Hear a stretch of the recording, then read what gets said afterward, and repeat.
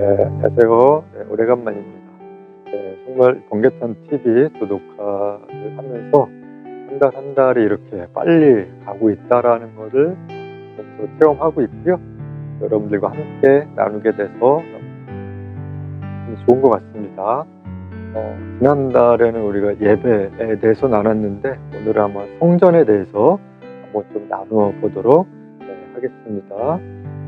성전, 요즘에 또 온라인 예배, 오프라인 예배, 대면 예배, 비대면 예배 이렇게 많이 얘기들 하는데 성전에 대한 우리가 성경적인 이해가 있을 때에 우리가 어떻게 예배를 드리고 또 성전의 기능이 또 성전의 특징이 성전에서 뭘 하는지 우리가 한번 좀 살펴보기를 원합니다. 먼저 살펴볼 것은 성전은 하나님의 영광이 임하는 곳, 또 하나님께서 임하시는 곳, 바로 예전에 출애굽기 40장 이후에 있는 성막에 나타나는 하나님의 영광이라고 할 수 있겠습니다. 솔로몬 성전에 하나님의 불이 떨어지기도 하고, 또 특별한 은혜가 있을 때 하나님의 기름 부으심, 출애굽기 40장에도 성막이 만들어지면서 하나님의 영광이 임하게 되죠. 그래서 성전의 기능은 하나님이 거하시는 곳이 바로 성전입니다.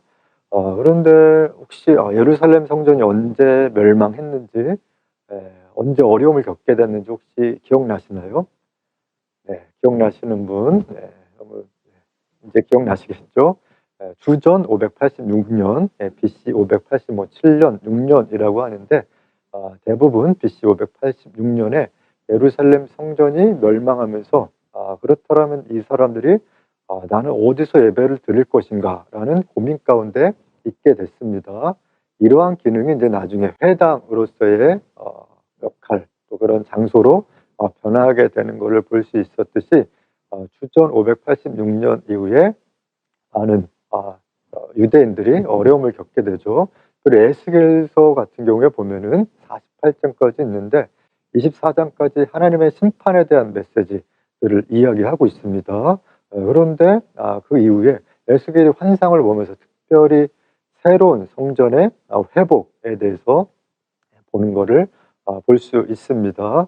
그 전까지는 성전이 있기만 하면 우리는 하나님의 축복받은 백성이야, 성민, 특별히 또 하나님의 택한 백성이야 라는 생각들이 많이 있었던 걸 볼 수 있죠. 그런데 그 전 시대, 사사 시대에도 블레셋 군과 싸우다가 언약궤를 빼앗기고 또 나중에 쟁취했음에도 불구하고 그때 하나님의 영광이 떠난 것을 알았던 시대가 계속해서 흘러가는 것을 볼 수가 있습니다. 그러면서 침묵기를 겪게 되죠. 침묵기는 혹시 몇 년인지 기억나시나요? 말라기부터 해서 마가복음까지 있었던 그 시기를 한 400년 정도로 보게 됩니다. 그때 성전이 없었던 그 시대에 하나님의 가장 큰 심판은 바로 유기였습니다. 침묵인 거죠. 가장 큰 심판이 그냥 내버려 두는 겁니다. 하나님의 말씀이 예전처럼 들리지 않았던 시대인 거죠. 혹시라도 나의 상태가 이렇다면은 지금 내 성전, 내 제단은 이미 많은 어려움을 겪고 있는 것이겠죠. 그러면서 사복음서에 예수님이 새롭게 내가 바로 성전이다라고 하는 말씀을 하시죠. 그 말씀이 어디 있는지 한번 같이 좀 살펴보기를 원하는데요. 요한복음 2장 19절로 21절 제가 읽어 드릴게요.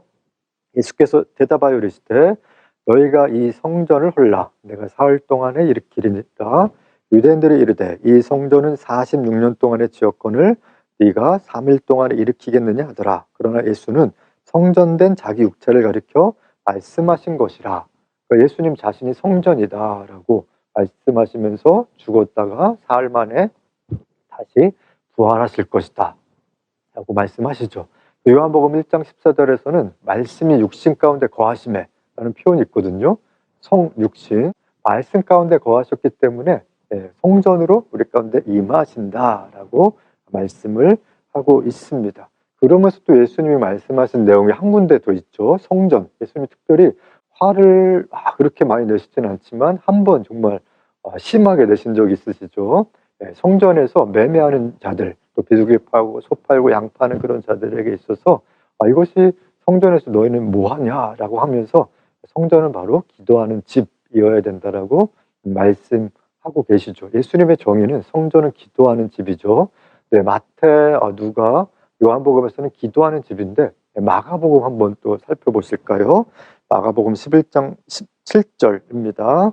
이에 가르쳐 이르시되 기록된 바 내 집은 만민이 기도하는 집이라. 그냥 기도하는 집이 아니라 만민이 기도하는 집이라 칭함을 받으리라고 하지 아니하였느냐. 너희는 강도의 소굴을 만들었도다라고 기록을 하고 있습니다. 그래서 이곳에서만 만민이 기도하는 집. 이것은 이제 구약의 이사야서 56장 7절, 되게 쉽죠. 5, 6, 7.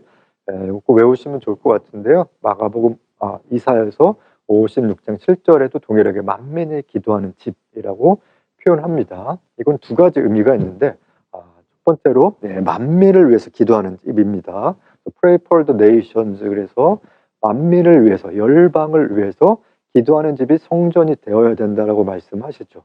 우리는 성전에 와서 뭘 하는가? 내 기도뿐만이 아니라 열방을 위해서 기도해야 된다고 하는데, 요즘은 이제 라마단 기간입니다. 특별히 무슬림들을 위해서 함께 기도하는 그런 기간 가운데 있습니다. 그래서 우리는 교회에 와서 매일마다 열방을 위해서 함께, 또 미얀마의 이런 상황을 위해서 함께 기도하는 역할이 바로 성전 안에서야 해야 될 일입니다. 그 다음에 두 번째가 만민이 기도하는 집이에요. 첫 번째는 만민을 위해서 기도하는 집이면은, 두 번째로 만민이, 그러니까 모든 사람들이 기도하는 집이 될 수 있는 거죠. 그러니까 유대인뿐만 아니라 이방인들조차 기도할 수 있다라고 한 것을 이미 이사야서 안에서 선교적 관점으로 설교를 하고 있는 것을 볼 수가 있습니다. 그래서 선교는 이때부터, 구약 시대 때부터 하나님은 열방을 향한 계획이 있었는데, 모든 사람이 기도하는 것이 하나님의 꿈이고 모든 사람이 하나님을 찬양하는 것이 꿈인데, 특별히 계시록 7장 9절 혹시 어떤 말씀인지 아시겠어요? 우리 또 유명한 비전 찬양이죠. 우리는 각 나라 족속과 백성과 방언이 함께 종려나무 가지를 들고 하나님을 예배하는 그 사건, 천상의 예배의 사건을 의미하고 있습니다. 그래서 사실 한국 교회는 교회하는 기도였었고, 통성기도라는 용어 자체 안에서 코리안 프레이어라는 그런 어떻게 보면은 이렇게 교회만의, 코리아만의 영성에 좀 약간 특출난 부분이 있었던 것을 볼 수가 있습니다. 그래서 해외에 가면, 저도 이제 해외에 많이 다니다 보면은 특별히 코리안 프레이어로 기도하자라고 많이 얘기하는데, 독일에서 갑자기 막 주여주여를 하는데 독일어 사람이 이렇게 좀 발음이 안 돼서 갑자기 주교로 막 이렇게 하자고 하는 그런 소리를 들은 적이 있을 정도로 한국 기도의 어떤 위험을 드러내는 그런 시대였던 걸 볼 수 있습니다. 그러나 요즘은 그 점만큼 좀 못한 것 같아서, 우리 안에 이 성전의 기능 중에서 한국 교회만의 기도, 예전에 정말 뭔가 일이 있고 문제가 생기고 나라가 어려우면 뭐 밀스바 대성회라고 그래서 많이 모여서 기도했는데, 요즘은 정말 너무 쌈박하게 기도해서 쌈박 기도회라는 표현을 많이 쓰죠.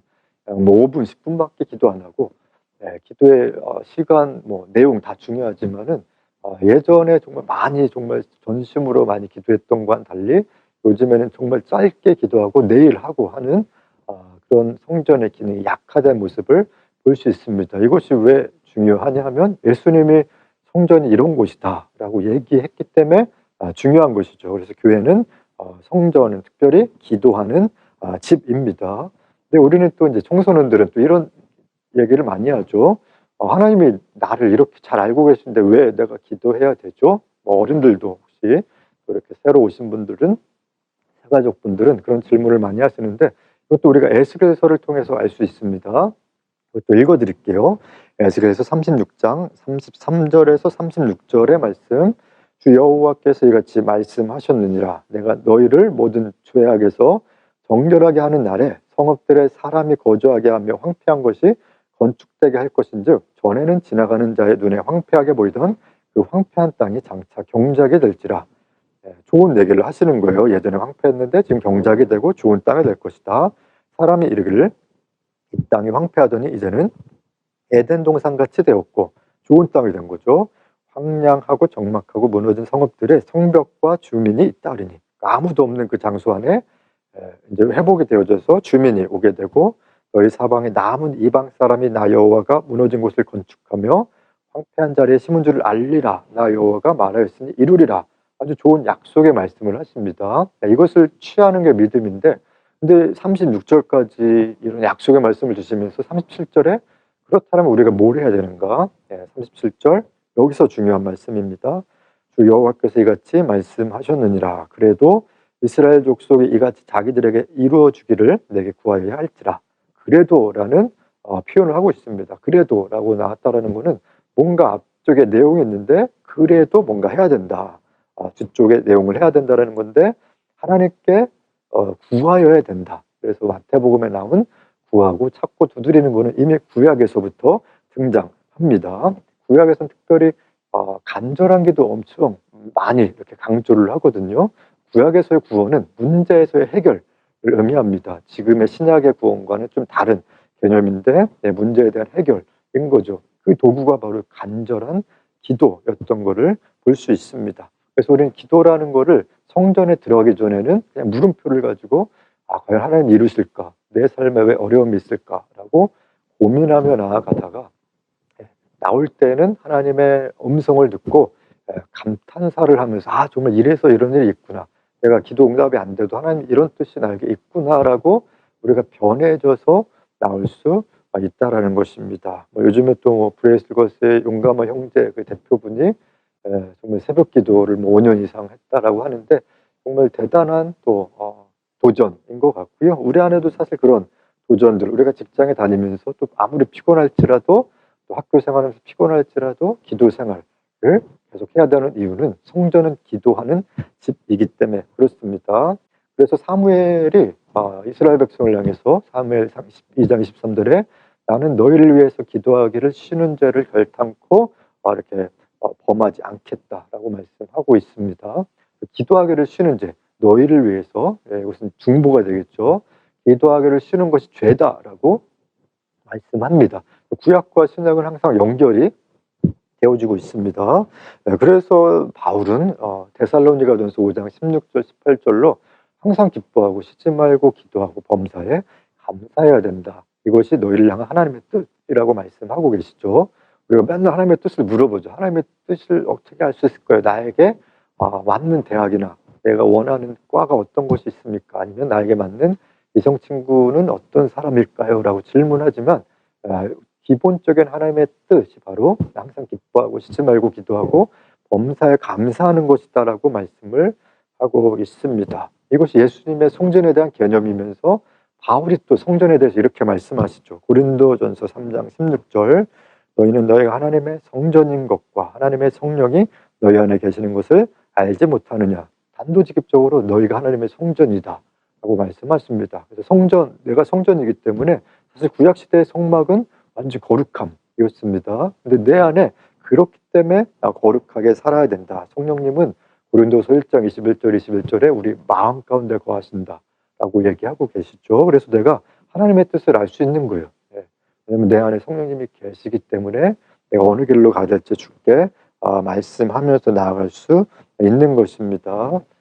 그런데 이 성전을 통해서 우리에게 또 주신 약속의 말씀은 이전에 성령님이 늘 나와 함께하고 계시기 때문에 늘 언제나 forever이라는 표현이 많이 있죠. 그래서 너와 함께할 것이다. 요한복음 1장 14절에 말씀이 육신이 되어 우리 가운데 거하심에, 그러니까 우리 가운데 계속해서 거하십니다. 특별히 또 말씀으로도 계시고요. 또 우리 안에 내적인 내면으로 함께 계십니다.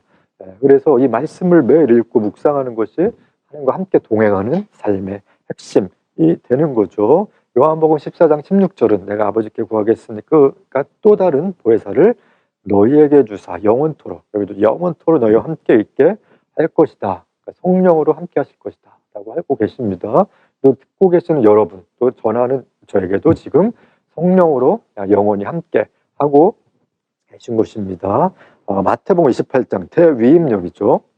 내가 너희에게 분부한 모든 것을 가르쳐 지키게 하라. 볼지어다 내가 세상 끝날까지 너희와 항상 함께 있을 것이다. 여기도 세상 끝날 때까지, 예수 그리스도께서 재림하실 때까지, 우리가 이 땅에서 사는 그 시간까지 영원히 함께 할 것이다 라고 약속의 말씀을 주셨습니다. 그래서 우리는 날마다 내가 개인 경건 생활을 드릴 때 내가 성전인 거고, 내가 직장이나 학교에 갈 때, 집에 있을 때 내가 거룩한 성전이기 때문에 거룩함을 유지하려고 늘 의식적으로 하나님과 동행해야 되는 삶을 사는 건데, 가장 중요한 게 누구와 함께 하느냐가 중요합니다. 내가 사단과 함께 하느냐, 아니면 성령님과 함께 하느냐, 또 내 마음 안에서 또 영과 육이 계속 갈등이 있게 해줘. 그때 나는 누구를 택할 것인가?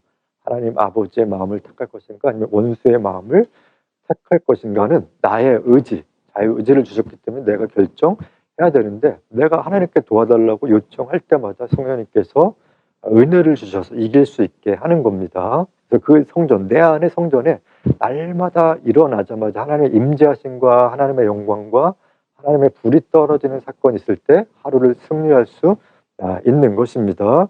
지금은 온택트 시대, 또 비대면 시대인데 주님은 여전히 그것과 상관없이 우리의 마음을 찾고 계십니다. 잠언 23장 26절에 내 아들아 내 마음을 내게 주며, 그러니까 나에게 좀 달라는 거죠.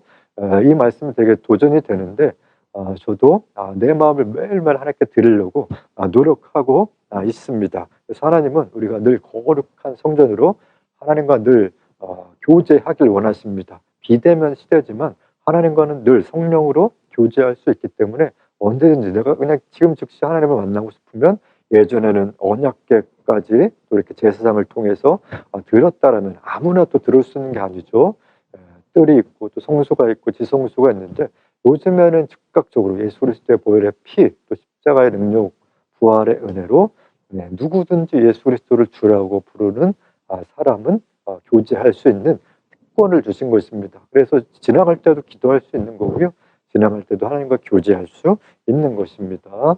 그래서 이번 한 달간에도 말씀과 기도로 골방에서의 또 경건 생활 안에 승리했으면 좋겠고요, 각자의 또 회중 예배 안에 또 온라인 예배 안에서 준비된 마음으로 주님 앞에 드릴 때 그 성전, 내가 있는 그 온라인 예배든지 또 대면 예배든지 어느 예배에서든지 하나님의 영광과 임재를 누리는 것이 가장 중요하다라는 것을 다시 한번 깨닫고, 한 달 더 승리해 나가는 또 다음 달에 또 귀한 은혜로 또 성장해서 같이 만났으면 좋겠습니다.